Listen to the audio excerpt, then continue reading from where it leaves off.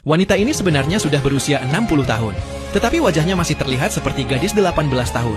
Tubuhnya berbeda dari orang lain, karena ia mengalami penuaan terbalik sepanjang hidupnya. Saat baru lahir, ia justru terlihat seperti orang tua berusia 80 tahun. Karena menganggapnya sebagai monster, orang tua kandungnya meninggalkannya. Namun seorang wanita yang kemudian menjadi ibu angkatnya, justru menganggapnya sebagai anugerah dari Tuhan. Ketika pertama kali melihatnya, ia pun langsung membawanya pulang dan merawatnya dengan penuh kasih sayang. 7 tahun berlalu dengan cepat. Gadis itu kini tampak seperti wanita lanjut usia. Wajahnya penuh keriput dan kesedihan. Ia bahkan harus menggunakan kursi roda untuk berjalan. Anak-anak lain sering mengejeknya dan memanggilnya monster.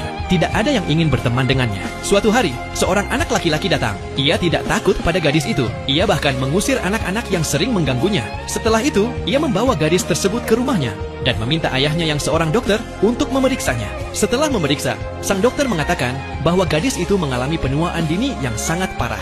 Ia memperkirakan bahwa gadis itu mungkin tidak akan hidup melewati usia 18 tahun. Setelah itu, ibu angkatnya membawa gadis tersebut pulang.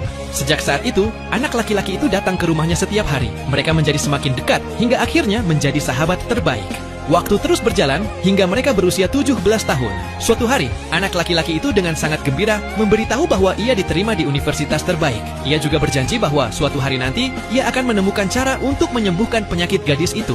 Gadis itu menatapnya dengan penuh haru. Tiba-tiba, seorang gadis yang licik datang bersama beberapa temannya.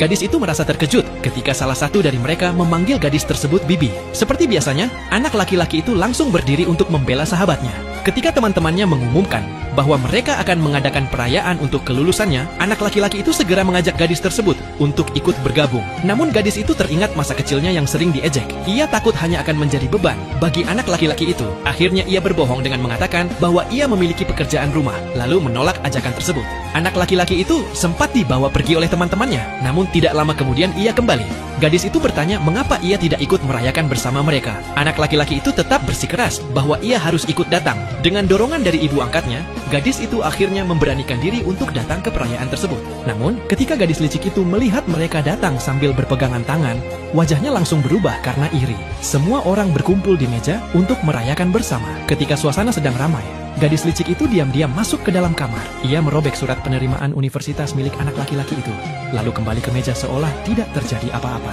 Setelah semua orang selesai bersulang, gadis licik itu menyarankan agar gadis tersebut mengambil surat penerimaan itu, supaya semua orang bisa melihatnya. Anak laki-laki itu mengangguk. Gadis itu pun berjalan perlahan menuju kamar. Dari jendela, ia melihat anak laki-laki itu tersenyum kepadanya. Ia memperlakukan kotak yang berisi surat itu seperti sesuatu yang sangat berharga. Namun ketika kotak itu dibuka, semua orang terkejut karena surat tersebut sudah robek. Ibu anak laki-laki itu langsung mengira bahwa gadis itulah yang merobek surat tersebut. Merasa sangat malu dan ketakutan ketika melihat tatapan curiga dari semua orang, gadis itu akhirnya lari pergi dengan penuh kesedihan.